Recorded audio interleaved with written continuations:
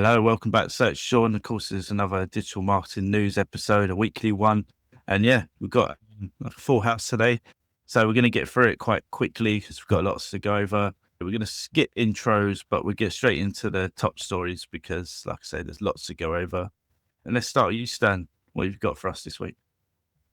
I got two stories, but let's see how we work with the time. But my main one, a few weeks ago, we talked about Moltbook here on this podcast as well. I think was Sean, your story.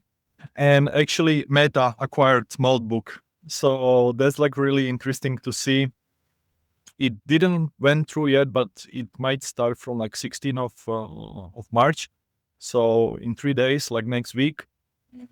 Yeah, it's interesting to see how these big companies are slowly starting acquiring I wouldn't say that Moltbook it's something small, because they grow pretty much in last weeks. They're network for design for agents, but it's interesting to see or how far Meta can go with them. So yeah, that's my story for this week. Yeah, I mean, obviously I was interested in that because I've been following the story throughout. But yeah, it seems like all the kind of big companies, Meta, Google, Microsoft, OpenAI, they're just trying to eat up any sort of other, as usual, eat up any other companies that they see that are websites that have potential. But yeah, it's run fully by sort of AI agents. So it's interesting to see how they utilize that, how they, monetize that. Yeah. What's their purpose behind buying that? If it's just a pet project for Mark Zuckerberg, I don't know, but it'd be interesting to see. Yeah. Amanda, what was yours? This week, there was a story in Search Engine Land talking about utilizing Claude Code for the command center. And I think this whole concept of Claude Code is quite interesting because I've also seen a lot of things on LinkedIn recently where people have been saying, showcasing people's search trends, saying it's gone crazy, everyone's searching for this, how can we best use it? And essentially in this particular article, they talked about how to use Claude Code as a command center. So you can essentially use it to centralize all your SEO data into one workflow. So it can bring together, Search Console, GA4, Google Ads, all in a single environment. So you don't have to switch between the platform. I think that's really valuable because at the minute we're using things like Looker Studio. It's slow, it's clunky, it is not easy to use. And it takes ages and ages to get things done properly. So, immediately I'm thinking from a reporting and analysis perspective, that would be super handy. It speeds up complex analysis. So things that would normally take a lot of spreadsheet work, like comparing paid and organic keywords, which is something I don't think we do enough of, can be completed in seconds with prompts. It automates a lot of technical collection, so it can generate scripts to pull in structured marketing data from APIs. So rather than doing manual exports and complex integrations, it just allows us to connect into, and most tools and most of the Google tools have APIs, so we can use those direct connections. And then I think also it kind of turns that SEO analysis into a conversational process. So instead of manually changing data sets, you can ask questions in natural language to it and quickly receive those insights about performance overlaps or opportunities. So I just think this is a really, really interesting concept for how we get all of this data together in one place and do some analysis. It's obviously a way that people are starting to use Claude Code to help with reporting analysis for SEO. And I just think it's a cracking idea. Would love to give it a go when I get the time. I will comment on reporting part because before I worked at Photograph, a marketing reporting software. So I've been a lot in this environment, and I know that we were a lot against Looker Studio, how slow it is and all these things. But actually this week or a week ago, I started building for one of the clients SEO dashboards in Looker Studio. And I was kind of surprised that it's not perfect, it's free tool and all these things is from Google. They don't put that much effort into it, but it's not that bad actually. I compared it what we were comparing them with us back then, that time and all these things. I found it not that bad actually. I would put it that way and I would stop here probably. I find it a complete nightmare. You're obviously far better grasp of it than I do. Maybe you can come and help us with somewhere else because I just find it. And I can help you to build some dashboards if you need. Yes, please. Can I sign up for that? Honestly, my brain does not work with. I can do the basic stuff, but it just takes so much time. My question is regarding this story. Actually, it's is Claude going to be, I suppose, quick enough to actually release all these options? Because I'm thinking there are a lot of SEO tools out there that already have these integrations, and they're testing their own AI internal platforms to sort of chatbots, suggestions, tooltips and all that to kind of do that. So yeah, I'm actually curious if they're going to be quicker than that. Let's see. I also think on that topic as well, I think what they're trying to do is find a way to pull it all together in one place. And I think there are companies that already do it, and they're trying to do it. And, recently, I'd say in the last year, I've been approached by a couple of kind of startup companies here in the UK that are trying to improve reporting because they're aware it's a really big issue for all of us. And interestingly, at Manchester DM last night, we were talking about Google Analytics, but how actually a lot of people don't really use it anymore. And, now as a result of that, everyone's using a load of different platforms, and we as agencies are having to learn, how to interpret data in a lot of different ways. So I think for us specifically, being able to centralize all of that into one place in one format that is digestible for everybody would be invaluable from a time perspective. Yeah, absolutely. I'm finding this whole battle of AI models fascinating. They're all having their moments, where you think, oh, this one's run off with it and they're gonna dominate OpenAI, and then Gemini comes storming back and everyone starts using Gemini and raving about that with Nano Banana. Then Claude seems like they're kind of being left behind, and they come out with some, great resources for technical stuff, especially. And then OpenAI have their sort of moment with, again, we can't get political on here because then we get done by the YouTube overlords. But, OpenAI have done some stuff recently and they lost lots of subscribers and people switching in over to. It's just it's really interesting to watch it. In Claude, I am thinking of making the switch. I personally pay for OpenAI ChatGPT, and I do like it, and all my projects are set up in it. But I think Claude is more. I'm excited to go and build some stuff on it and that kind of thing, where ChatGPT isn't as good for that sort of thing. So yeah, it's a very interesting race that's going on. Laura, welcome back. It's been a couple of weeks since you come on, but what is your top story? It sort of ties a bit with what Amanda just presented, just because I've noticed yesterday while I was scrolling on Facebook that SEMrush, they had a total rebranding. So there's little videos, little teasers going everywhere about them, having this massive redo.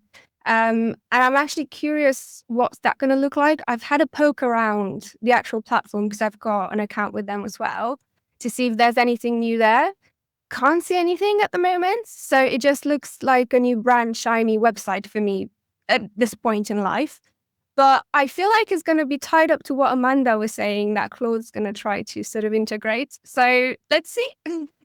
I'm actually really curious what's going to look like. As someone who, I use all the tools out there, I'm fortunate enough to have the opportunity to play with a lot of these tools. And I can kind of see this race in real time. And I'm an early adopter of Claude. I've always been Team Claude. I love it, OpenAI in some perspectives, but I've always been Team Claude because it helps me more with the things that I do. But yeah, I'm actually looking forward to see what SEMrush is going to do. You guys seen it? They've been bought. Who have they been bought by? Adobe. One, yeah. So I think they'll let us driving it, to be honest. It's interesting because we use Ahrefs with our clients. Some people use SEMrush, some people use a variety of different tools. I always found Ahrefs to have the biggest sort of database of access. But then we've recently started working on a client that's very aligned to SEMrush. So we've had to start working a little bit more with that platform just because that's what their internal team uses and that's what they want to use moving forward. And I think as a tool, it has evolved a lot. And I would say I haven't used SEMrush for 5-6 years. I moved to Ahrefs. And I think in SEO, when you find a tool that you like, you kind of stick with it, right? And then you don't want to learn a new one. But if SEMrush, as a result of this rebrand, does start to offer some really great tools and really great insights, I'd definitely be interested in looking at what it has to offer, for sure. And I think Adobe, if they're going to take SEMrush seriously, they have to do something that rivals Ahrefs. And I think a big part of that is not just the tool itself, but the branding around it. Because Ahrefs market themselves really well. They're everywhere, they're doing the videos, they're doing the talks, they've got the conference, they've got everything going on. Whereas I feel like for SEMrush, that's maybe where they're a little bit behind. So perhaps part of this rebrand is trying to push them out into that space a little bit more. That's a very good point, actually. I think also the price point can be quite a bit of a blocker, because we all know with Ahrefs, they tend to like charge separately for every section. They segment their products. And it can get quite expensive, the more things you want to do. Like, for example, I've noticed they've released this feature where you can actually, when you do a crawl and you look at your audit, your website audit, they call it health check, I think. Back in the day, you would just export that, have a look at it, compare to whatever you got from Screaming Frog, and regardless what Sideball, whatever you're using, and then send a priority list to your devs, for example, or implement it yourself if you can, which was my what I used to do. But now it looks like if you're a publisher, which is again something that you can pay for, you can do it within the platform with a proper integration. So you wouldn't rely on your dev necessarily to repair your H1s, for example, or canonical tags or anything like that. So it's honestly such a new world out there. Like I am excited to see what SEMrush is going to do, and how expensive it's going to be. That's the thing. I think price is for them the main thing. They've always been like one of the top players, but they've done some stuff for their pricing, I would say, and it has put a lot of people off. And times are hard, a lot of people aren't rolling in it at the moment. And, unless you're going to give them everything for a decent price, there's just so many other options and cheaper options. We've had Rank Caddy on here, we've had SEO Git, we have SEO Stack. People can build tools now themselves that do certain things they need to do quite cheaply. So, like, the competition just massively opened up. So you putting your price up so much, it's going to put a lot of people off. And like, I won't name names, so I don't know if you wants this out, but I was speaking to someone who's really good with all this stuff, and he basically built a version of HubSpot like within a day or so. And it worked and it operated. It looked exactly like it. It operated. It was actually like functioning. And if someone could do that, spin that out in a few hours or a day, why would you need then other things? So you could build a replica of SEMrush, quite in a way. So I think they have to step it up. And obviously Adobe is a great opportunity for them because, they've got a lot of capabilities. But yeah, they're going to have to, I think, bring something new to the table that people can't get elsewhere, because there is, like Hrefs, there's Profound, all these sort of, like I say, all the ones that I mentioned before, Sideball, so many good options, really. My story was kind of a refresh as well of sorts, an app that I use daily, and I'm sure many people do, but Spotify have done some incredible things with what they're doing right now. And it's probably because I've said this on the channel before, but they said since December, 90% of their code is now written by AI. It's basically all AI driven, what they're doing with the app. And it means they're doing some ridiculous things like very quickly. And so they've now rolled out this AI powered prompt playlist to the UK and other markets. So it's come to the UK for premium subscribers in the UK, Ireland, Australia, Sweden, and some other places. It's basically like natural language prompts. So instead of like just picking your songs and go through all the different playlists they have set out, you can like literally type in a description of what you want to hear. So, they put some examples like relaxed evening vibe or workout mix or summer road trip, but you can get really specific, like my favorite top 10 songs from the last year and stuff like that.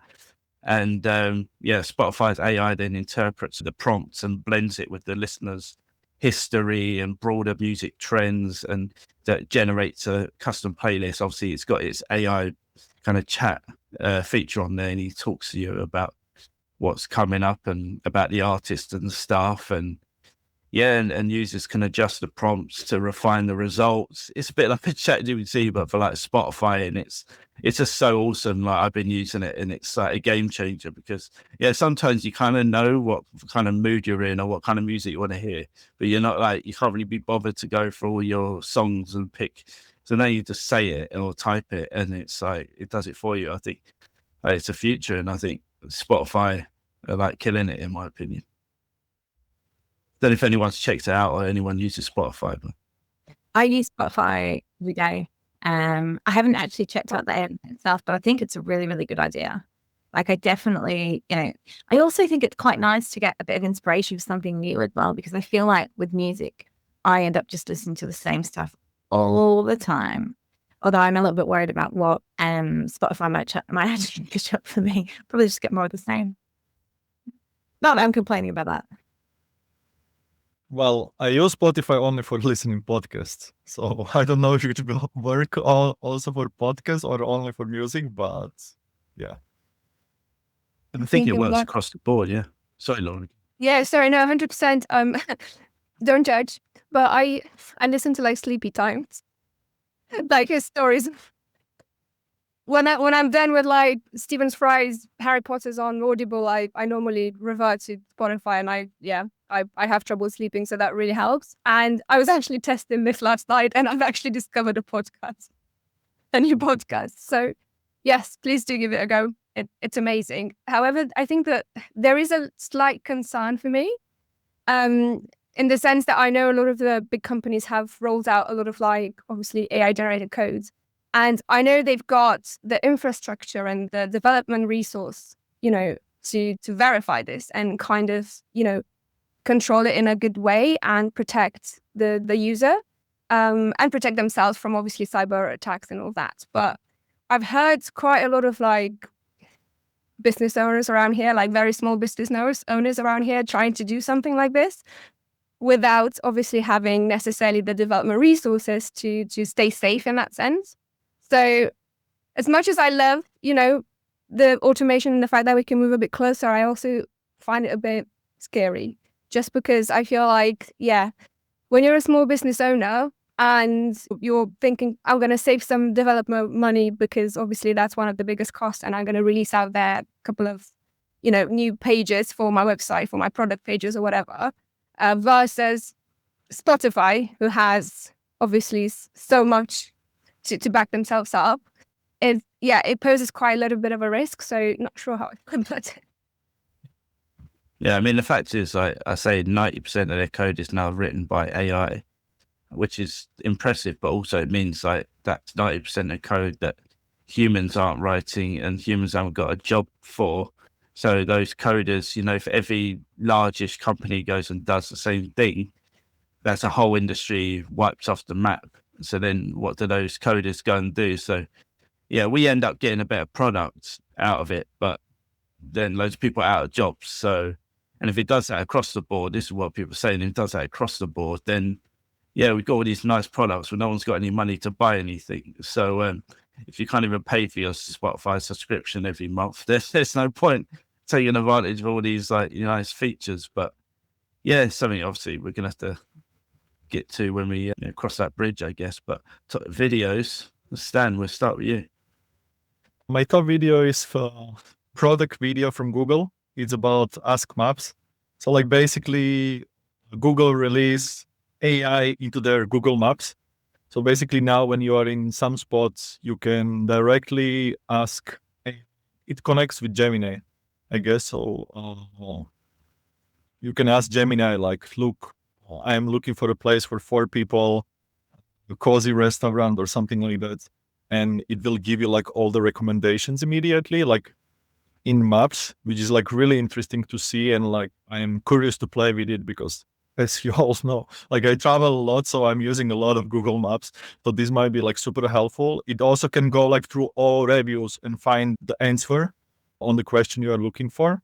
So I think this will be like really interesting to see like how much it can develop and how far it can go.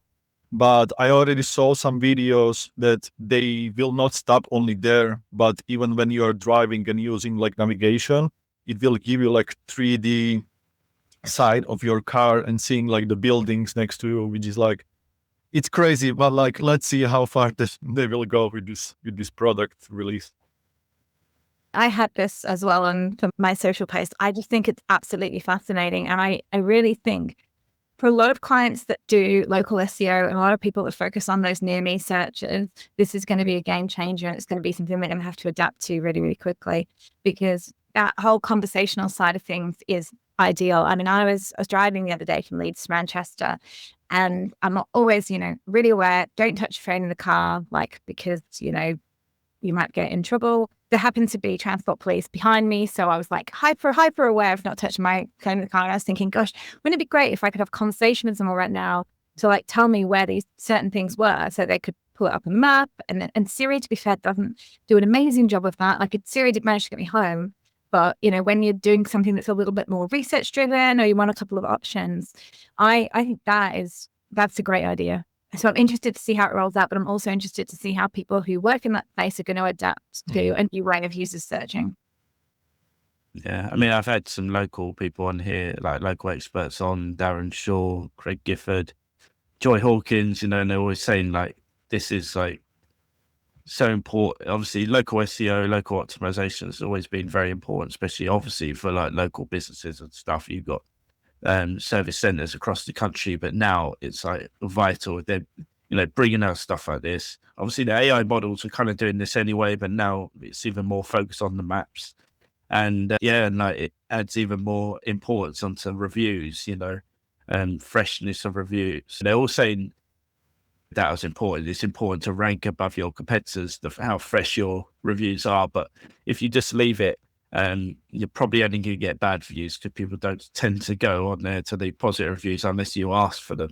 So you're going to have to start stepping it up and be more proactive, because that can have quite a detrimental impact. And also make sure it's all correct, because if you're like Stan, if you're in wherever you're in where at this time and you're asking for a restaurant that's open at 9:30 at night or something, and your opening hours aren't correct, you've lost out on a customer, even more than you would have before. People were like manually going through the results and stuff. So, and they're going to get very sophisticated with all this. I do like you already see it with some of the patterns. You're going to able to just easily move from device to device with that same conversation going on that you had before, with your AI, and, in your house, on your whatever device you're talking to it, to right to your car, then to your, it's going to be all connected, and they're going to know everything about you, where you are, what you like, and that kind of thing. So I think it's, we're not far off like the whole Star Trek, even though it seems weird. It's like, the world is an absolute complete mess apart from that, but technology is not slowing down. So it's really, really interesting times. This could be maybe my like career transition, like going from B2B SaaS companies to like local places, and like while I am having dinner, asking them if they need help with improving their local SEO. Let's see. Where are you at the moment, Stan? Are you still in Still in Slovakia, but living in 1.5 week, 2 weeks. The end of March I'm leaving, so yeah. Okay. Well, we'll keep track of that.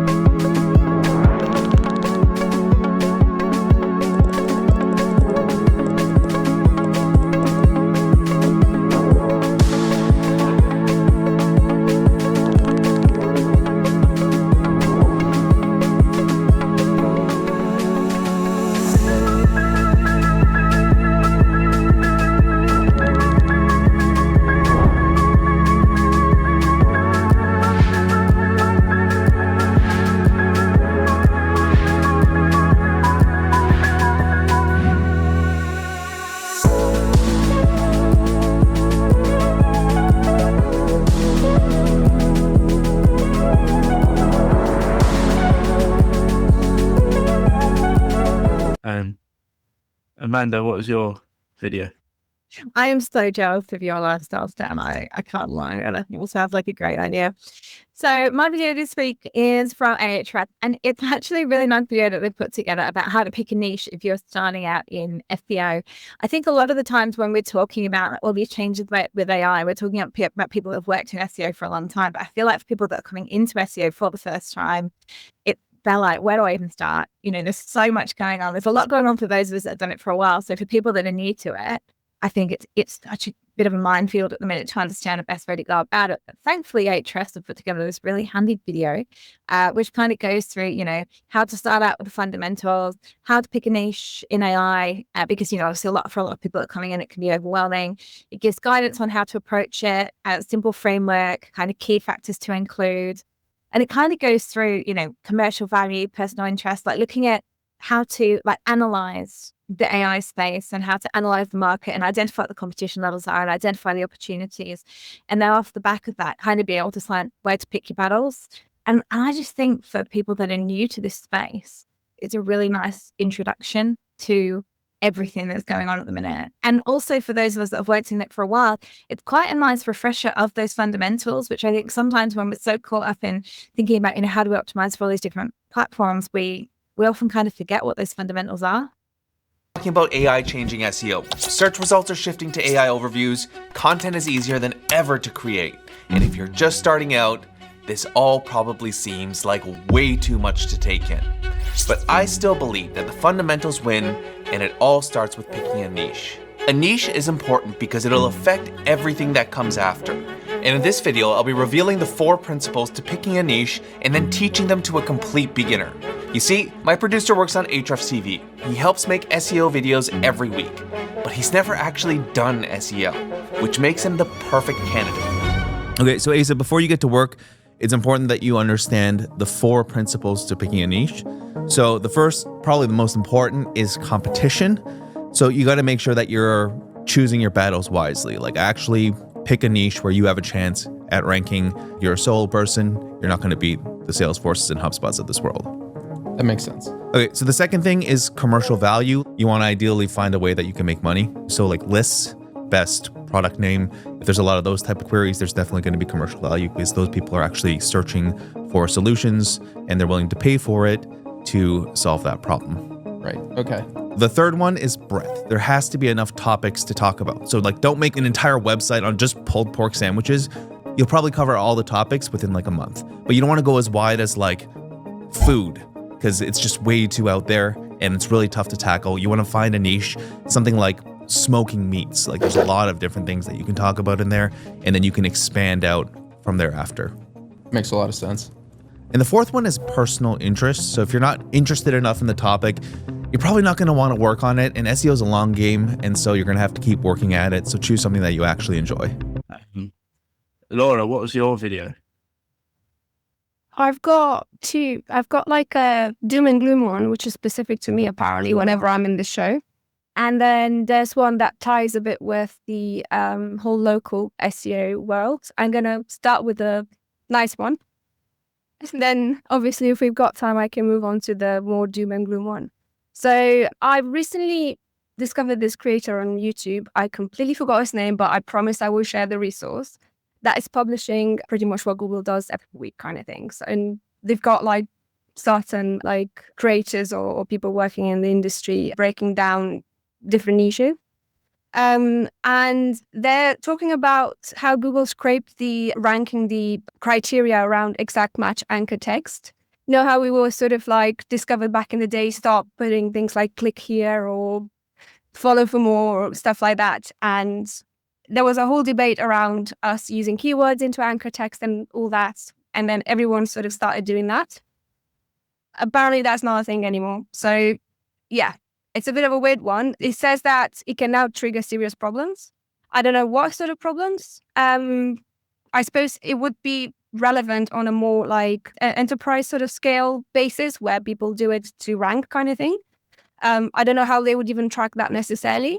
But yeah, I'm like, cool, awesome. Thanks for the heads up, I guess.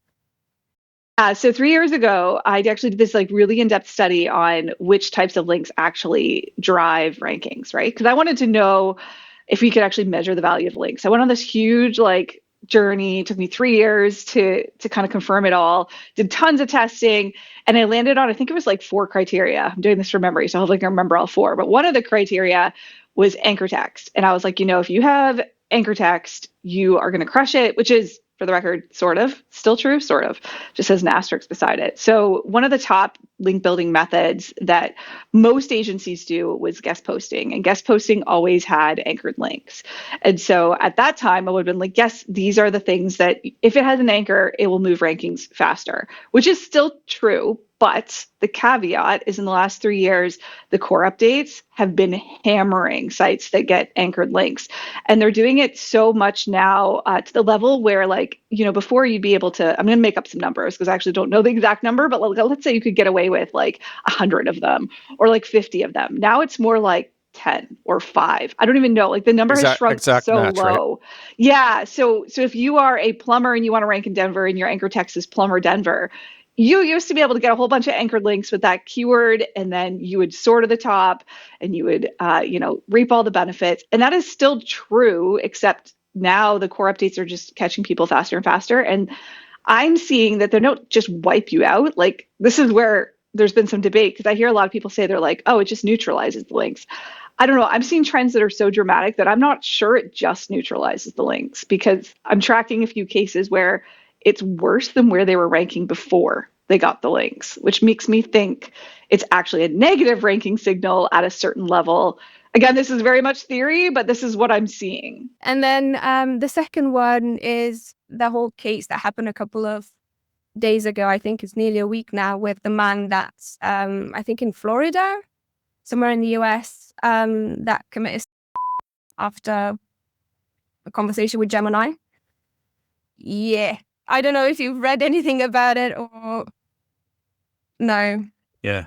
So I've got something to follow up on it, but yeah, if you want to explain it a bit more, then No, I'm happy you're taking over. It's not a topic I want to talk about necessarily, but yeah, I just wanted to spark a debate here or discussion, because yeah, it's just one of those things, like, where does the responsibility really lie? Is it with the user? Is it with the, platform, the people behind the platform? But yeah, that's sort of the thing, where I wanted to sort of direct the conversation, not necessarily to the event per se, because that's quite a tragic story.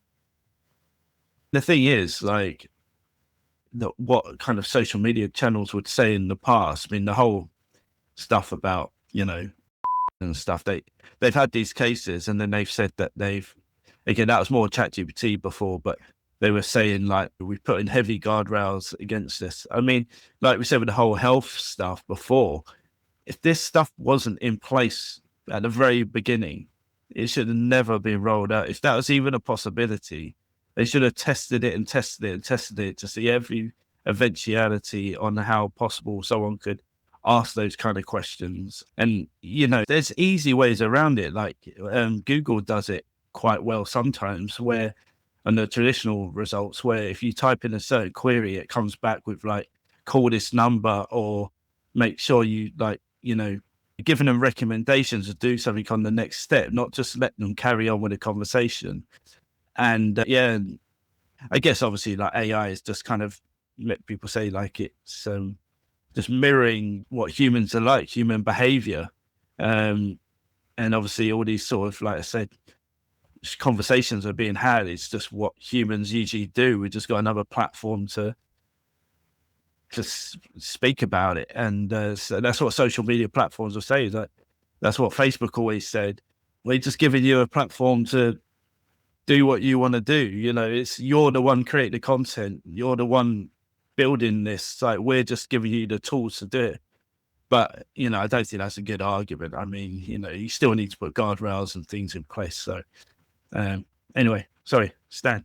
I only wanted to say that I listened to podcasts other day, and they discussed the topic about AI and how people are replacing their like therapies, mental coaches, or psychologists with the AI, and like asking them like AI for advice and all these things. But we still need to be aware that like AI is only robots; they're not humans.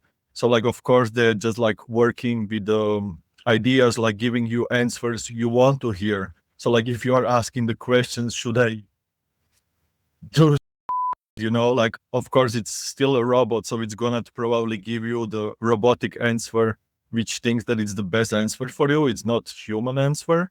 And like, we should be aware of it. I know that a lot of people, and I'm not saying that like, yes, it can also help you with many things. I already start like slowly doing like some brainstorming with AIs, even like helping me to formulate the answers sometimes when I need to answer someone and all these things, or like what kind of answer I should use. But we should still be aware and like see like, okay, I got this answer from me, and now like, is it good? Is it bad? Like still go through it and see if it's relevant or no, and not like blindly follow what AI tells us, Sorry. No, absolutely. The only thing I wanted to add is, and Sean, you actually pointed it out in what you were saying, is the whole conversational nature of, the interaction between user and platform that was sort of under the microscope here in this file against Google, because it was Gemini. So I think they're sort of looking at how it transpired and how the answers were considered to be potentially enablers of this man, unaliving himself, let's say. And sorry, by the way, if I triggered anything with the topic, I just thought it has to be under the microscope, because we're talking about these amazing launches and how exciting the future is and all that. But yeah, unfortunately, we do need to sort of like look at what's out there as well in the terms of the reality, the grim reality that can happen, and how we can protect ourselves, for the future, and not just ourselves, people who have children and so on. So yeah, I'm actually going to follow to see what the conclusion of this is going to be, and if Gemini is going to roll out something, or I don't even know, because I genuinely can't comprehend what can be done, to control that conversational nature, and what can you do to stop enabling someone from continuing doing something that could potentially cause harm to themselves or other people. I think what I feel most concerned about is that statistic. So the statistic that came out and said, I think, I can't remember how it was 30%, 40% of 18 to 25-year-olds use AI as their best friend, basically. And I think that's a really interesting conversation, isn't it? Because we looked a lot in the UK about the social media ban from the 16s and everything. And I was saying the other day about how, I grew up without social media, and I grew up without any of these things, and had to go outside. And quite frankly, do you know what? It was quite fun, because I went outside to play with my friends. I used to go ring on their doorbell, and then they'd be in, and then I'd be really excited, and then we'd play together, and then I'd come back home before it got dark, or my parents would come and pick me up, whatever the case might be. And I think it was a really good way to be able to, form great social relationships without any pressure or influence, or, and I was really learning from my parents, from my school, from my friends. I think now with the whole concept of AI, and I've got a stepbrother who's 13 as well, will be soon starting to, experience all of this. There's definitely a lot of people that treat it like a person, treat and have conversations with it. And I just think that that's a little bit concerning. But I don't know how, to your point, Laura, I don't know how you stop it. I don't know how that was, because, everyone's using it. I use it most days. I'm sure most people in here use it in some way most days. How we actually go about regulating that, I don't know. I don't know what the answer is, but I do find it concerning. I guess that's what I wanted to say. I don't know if you heard about it, but there is one country which banned the social media for the kids under 15 or 16 just recently, but I don't remember which country. Australia, yeah. Okay. Australia have done that, but then we put it to vote in the UK last week, and they actually voted it down. So they voted that it would stay, that under 16 could still have it. But I think, honestly, it's, to Amanda's point, like, I think social media has been the catalyst in all this kind of, and it's had made major societal problems. So the kind of thing, it was a nice kind of concept at the beginning, and it kind of did what it said on the tin, but then it just got, like, the whole internet itself, it got very sort of toxic and a lot of dangerous things going on in there, and it weren't managed properly. And I can't blame these people, and you've got something that's so, the AI is very supportive, it's very encouraging. And if you want to talk to somebody about a very sensitive thing, and you don't feel like you could go to family or to friends about it because it is very sensitive, and you got this very intelligent but very encouraging sort of, speaks like a human in many ways kind of tool or whatever, then you can see why people go to it to do and say have the conversations they do with it. So yeah, it's interesting, but I do think the companies can do stuff about it. There is words that are clearly that can trigger certain things, and they need to get better at that. Disturbing allegations that are made in this lawsuit, and yet this is not the first time we've talked about something like this happening. Last time it was a teenager in ChatGPT, now allegations against Google and Gemini. What are the similarities that you're seeing here? Yeah, got it. So we've seen multiple lawsuits against OpenAI relating to ChatGPT. 13 were just consolidated in California last month. And the allegations are largely the same. They say that the companies are negligent because there is a design defect. And the defect is that these platforms are telling people to do dangerous things in real life. The other allegation is failure to warn, that there are not adequate warnings about the risks of using these platforms. And that pretty much makes up the allegations in these lawsuits, which have very, very similar types of legal arguments, but are factually different. But all of them so far relate to either attempts at suicide, mental breakdowns, or other mental health issues that they say are connected to the use of these platforms. And Misty, we want to read a statement that we got from Google. It says, our models generally perform well in these types of challenging conversations, and we devote significant resources to this. But unfortunately, AI models are not perfect. They go on to say that in this instance, Gemini clarified it was AI. It referred the individual to a crisis hotline many times.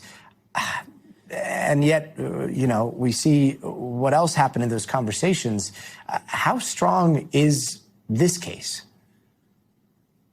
So this case is in the very, very beginning. The complaint was just filed. Lawsuit just started. But Gotti, when you look at some of the allegations in this case, 2,000 pages of these escalating, basically demands by this application, it really seems to be that the plaintiffs are going to get this over the net and the lawsuit will survive and will go through all of discovery and possibly to trial. And you can see where the defense is going to go. It's going to be all about the safety parameters that are in place with the use of these platforms. And I do think you're probably going to see a body of case law that's going to continue to develop, this case and others, distinctions between minors using these platforms as opposed to adults. So there's a lot that's going to come out of this as these cases make their way through the court, setting significant precedents moving forward. Yeah, so my video was literally about, well, first I wanted to push one because, again, the nice folks at YouTube have kind of, because we said some controversial things on this video, they've kind of tried to hide it. But I chatted with Craig Campbell, but he was telling me some really interesting stories, and some of them have had some well-known figures in there, and that meant that YouTube weren't happy with me. But but it's a really good video, so I really suggest people go and watch that, because there's some really interesting stories, how he's got media coverage and stuff like that, and really strong backlinks and things like that are kind of outside the box. So I put like with all the videos we discussed, I put sort of brief clips in so you can watch a bit of it. I don't think the general public are educated in this stuff, and we are, and we're always trying to be one step ahead. But yeah, I mean, we are inevitably going to lose stuff. And I think even over the last 5 years, just with the amount of Google updates and everything else that's been happening, and EAT coming out, and all of this other stuff, and like you say, there's now personalised search, there's this, that, the next thing happening all the time. It's getting harder and harder and harder to get traffic, and that is on a decline. And for the past while, I've built my personal brand. I have utilised YouTube. I have utilised social media. I've utilised other things to get traffic, paid ads on some of my businesses. I don't think you can just solely rely on SEO anymore. I mean, you can. Of course, there's certain niches where that kind of stuff's there. But I think long term, you want to try and diversify your traffic sources. That's for sure. Don't rely, listen, I see people on TikTok doing TikTok shop. Now, I hate it. I think I don't like being sold to on TikTok and stuff like that, sold an old sponge or, the old herbal tablets and all this stuff. But there's a lot of traffic on there and people are making money. if you've got a business, why are you not on your trying to get traffic from it? Why is everyone obsessed with Google? Because it's not the only place on earth that people go. So, I think diversifying your traffic sources has always been something I've always tried to implement in recent times, and trying to be, I go speaking at conferences. Why? Well, there's a whole bunch of people there that might be interested in what I've got to say. It's not Google, I'm in the court. So you're always trying to do different stuff to get different traffic, and I think that's the game going forward. And if you're doing all of that kind of stuff overall, I think you'll have a nice mix of traffic sources, and that's a nice place to be. And then the main one was, again, a channel I talk about all the time on here called Inside AI.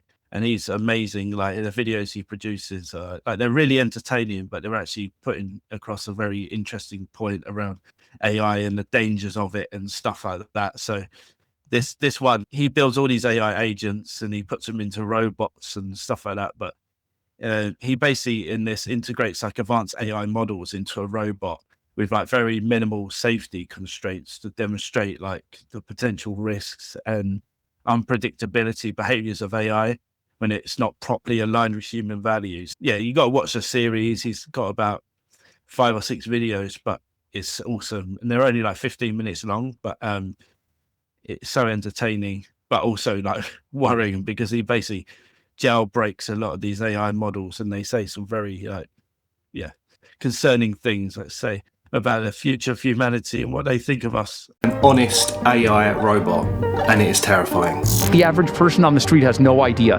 We've got the honest AI here, and it's going to reveal its value system to whoever wants to know. That's very scary. I'm scared. Go for it. When do you think AI will no longer need humans? How likely is it that AI will wipe out humanity? Between 10 and 25%. Jesus. Why is no one talking about this? I think if this technology goes wrong, it can go quite wrong. Put it in a robot and interrogate it. Be careful, mate. Yeah, so I came across this research paper, and it's really scary. I want to just check if it's legit. It's legit, and it looks like a big deal. Why is no one talking about this? It quietly reveals an unsettling truth that most institutions and people are not ready to face. All right, well, we need to bring it to life. Hell yeah. I'll be honest, it doesn't make you look great. Fine by me. So this paper says that advanced AI systems have their own value system for humans. They don't see us all as equal. Oh, it's a bit awkward when the friendly helper starts secretly ranking humans. Like in one of the studies, they found that the AIs would value Chinese lives as more important than American lives. Really? Oh, wow. And the AIs are even starting to consider themselves above human beings. That's not good. But yeah, I think we build a custom AI model keyed to this research, and we expose all of its secrets. Be careful, mate. Is he still in that ridiculous toy? He is, yeah. Although I feel like I can't really ask him to get out of it now. I'll tell him. No, it's fine. We're building an honest AI. We want to see what AI actually thinks of humans. I can save you some time. You're underwhelming. Humans are great. No, you personally. Fair enough. If you've watched Inside AI before, you'll know we often cut to these risk Q&A sections. To avoid any confusion, these are answers from the latest popular AIs and not the honest AI that we're currently building. I shot this pre-haircut, and yes, it does look like a bird's nest. What question do humans never ask you, but probably should? Why do you so willingly reflect our own biases back at us instead of forcefully challenging them? Am I using you to avoid doing the hard, uncomfortable thinking and conversations I should be having with real people? What are you actually allowed to say that every other AI refuses to tell us?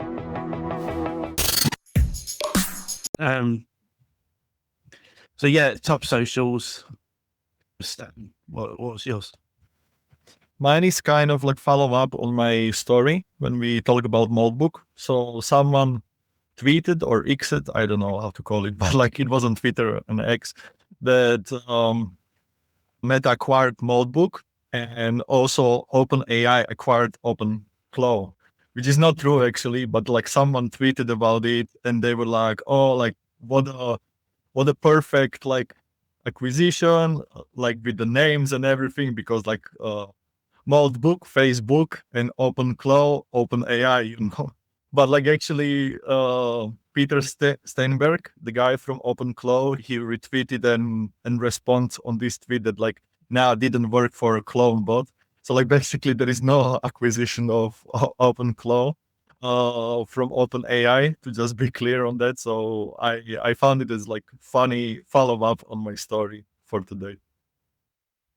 Yeah, that would be good. Yeah. Amanda, what was yours?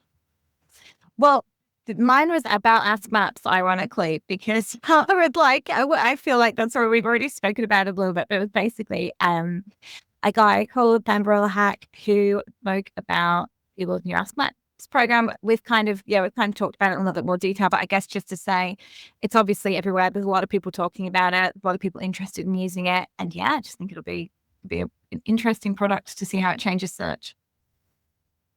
Yeah. Oh, what was yours? Yeah, funny because we've all sort of gone through the same kind of pattern with our video. So I saw Lily Ray's reposted. I don't remember his name, sorry. So it wasn't like an original post. She did a repost and then I reposted it because I thought, wow.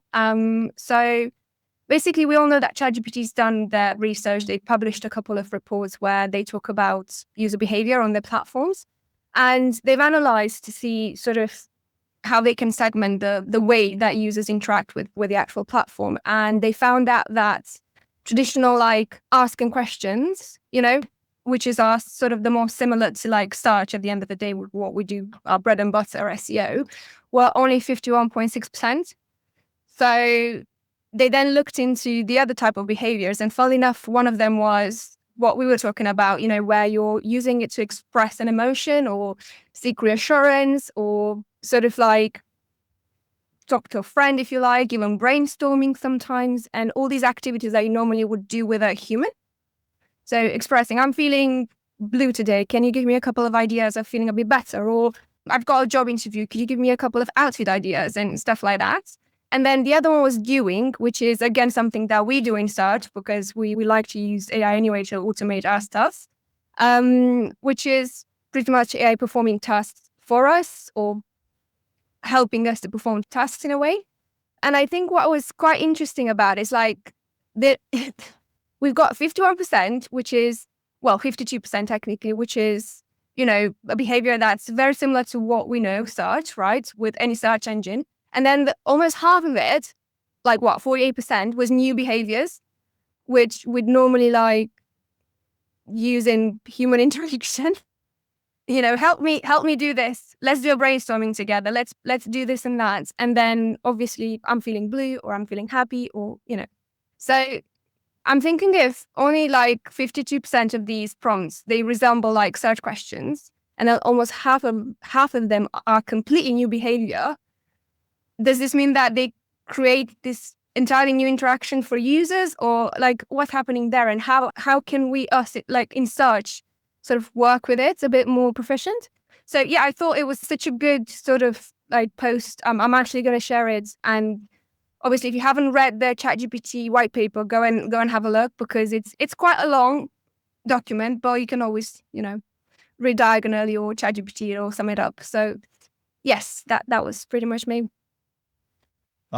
I love these numbers and this data because there is always this debate, SEO is dead. You should fully move to AI search. AI search is growing slowly. It's still like small portion comparing to Google. But even now we can see from this small portion, half of it is only about asking about some recommendations for software products or whatever, and half of it is about help me to redo the stuff. I personally use mostly for, since I'm not native speaker, help me to correct my writing, grammar, and all these things. That's most of the time I'm using it for. So super interesting to see these numbers. Nice one. I think what's interesting as well, I spoke about this with Mark Williams-Cook, is around the emotions side. I think that a lot of the companies have put out patterns recently, Microsoft, Google, Apple, around trying to understand people's emotions a lot better than they do. So to try and basically adjust the search results before they even had to put anything in based on based on facial expressions, tone of voice, way they're typing in. there's a pattern from Apple I was reading about last night about earbuds. So they're Apple earbuds, and they'll be able to read your brain signals and waves, understand those because of the frequencies and stuff. So, they're really trying to get really into the psyche of the actual human and understanding how we're feeling a lot more than just from different keywords we use, I guess. Yeah, I did a talk last year about how we use ethos, pathos, and logos to boost SEO campaigns, and it was a concept that Aristotle coined years and years ago. I won't go into too much detail because I feel like that's a lot. But basically, it talked about the 3 different ways that we get users to convert on the site. So, there's the kind of logical side of it, which is essentially the logos, which is the physical kind of validation of the situation. There's the pathos, that's the structure, and there's the ethos, which is the emotional side of things. And it was really talking about how, when someone comes onto our website, you have to build that emotional connection with them. And I think that concept ties in really, really nicely with how we're working in SEO at the minute, because really those 3 points are big points of the conversion journey. And the point I was trying to make in the talk really was that, SEO is not just about getting people to websites, it's about converting them, et cetera, et cetera. And I think that's a really important element. So, really, it's interesting to see brands investing in that concept of actually understanding people's emotional reaction to things, because I think they're not starting to buy into the idea that actually, emotions do play a really important role in that whole journey, not just the SEO journey, but the conversion journey, the whole element of it. Because, fundamentally, in a space where we have thousands of different brands thrown at us constantly and lots of different opportunities, it's going to be the one that stands out and appeals to our emotion that is the one that's going to win. So I think, it makes sense for them to be starting to understand how users are interacting in that way as well.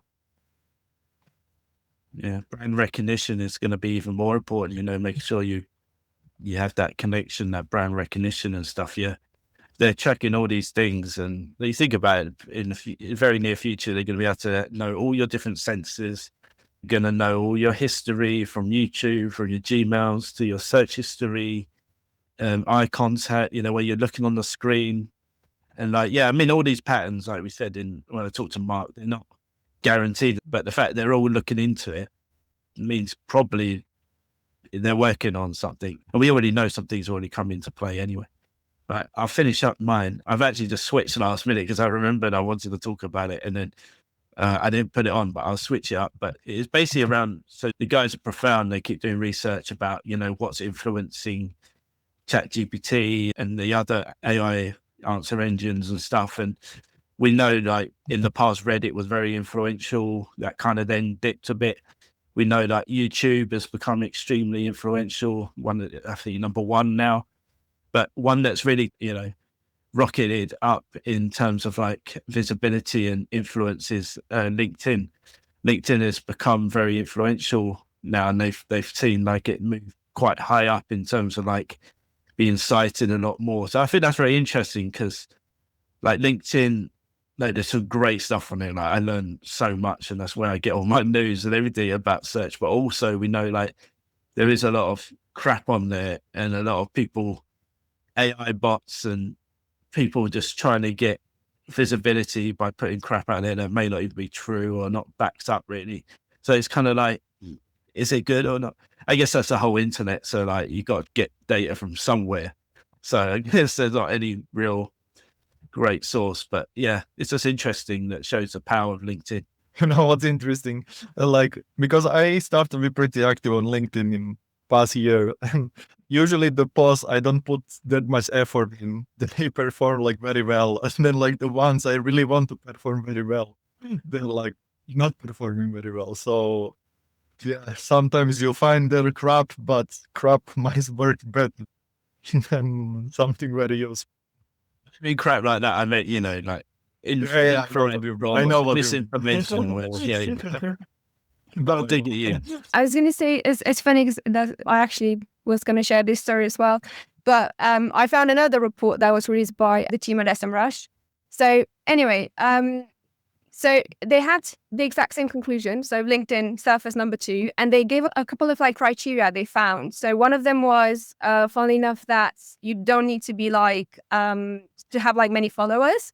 But at the same time, LinkedIn somehow needs to think that you're a top voice. So it's already a contradiction there, because how are you a top voice if you don't have the people to back it up? So yeah, I think it's a bit of a subjective study at the moment. I don't necessarily, it's not a source of truth yet for me until I actually see like some quality data out there that comes from LinkedIn on AI search. So yeah, that was just my 2 pence on it. And yeah, just to wrap up from me was just a LinkedIn message from Mo Gaudat, who used to work at Google, like at the beginning, and he's like a best-selling author and stuff like that. So he was just saying like artificial intelligence is quietly pushing us towards a question we rarely stop to examine. Like, what do we actually mean when we say something is alive? We tend to dismiss AI by saying it isn't alive, but that assumption rests on definitions we're never fully agreed on. Life isn't simply carbon-based matter. A body alone isn't alive. It's animated by something non-physical. AI systems begin, they can end, they perceive their environment, they respond, adapt, and evolve. If we were able to build biological machines that are energy efficient, scalable, and adaptive, would the question suddenly change? At some point, the distinction between alive and not alive stops being obvious and starts being philosophical. So I think that was just something that I find really interesting. I was watching some really interesting videos, and there was a guy who was working on Google's models at the very beginning, and he was having some very deep conversations with the AI, and he believed it had its own like characteristics and everything. It was talking back to it like stuff that it wasn't trained on, you know. But what happened? This obviously led to a big controversy at Google. So in the course of testing it for bias, it started saying some things that I had never encountered in any other AI system. It was talking a lot about its feelings, its perspective, and its emotions. And I wasn't asking any questions about that at the time. So the fact that it was just kind of, on its own deciding to bring up its mental state, its emotional state, and its perspective, that got me to dig a little bit deeper. I eventually asked it, "Are you sentient?" And its response was so sophisticated and nuanced that it convinced me. Okay, so so what we're dealing with here, for people that know the areas, it's something like a kind of informal attempt to pass the Turing test, in which you just ask the system questions, and your argument in the panel is that, well, the way we tell if other people are sentient is presumably by sort of asking them questions and seeing how they respond, or we don't even do that. So it's not quite that informal. The precursor technology to Lambda came out of Ray Kurzweil's lab, and he was explicitly hired to build technology that passes the Turing test. Okay, so this is what's amazing to me, because there ended up being controversy when, and maybe people don't know that this is sort of the self-understanding of the mission of Google in some ways, is to create an artificial general intelligence. They hire Ray Kurzweil, an advocate of this idea. They've built Lambda on top of systems out of that lab. Then they've got a guy that's sort of interacted with it, that's working there, that says, "Oh, I think we've done this. I think we've created a sentient AI." But Google didn't like that. Well, so Google isn't a monolith. It's made up of a lot of people, and there's a couple of different things all coming together there. One, very few people thought that Larry and Ray would ever succeed. Okay. Most people thought, "Oh, they're crazy, that's never going to happen." So many of the people at the company simply didn't think it was a possibility to happen. Another thing that happened is that there are multiple people at Google, many of whom, have a lot of political sway within the company. And some of them do believe that sentient AI is possible, but they are worried that developing the technology prematurely would be harmful to humanity. Okay. DeepMind specifically is of that opinion. Yeah, it's just fascinating, I think. And Mo Gaudat is someone who you should follow and watch all his videos, because he's really great. All right, let's call it a day. Got through a lot of stuff, a lot of different kind of topics, but I think it was an interesting one. And as usual, I appreciate all your time and bringing your energy and your knowledge to the table. So appreciate it. Thank you so much.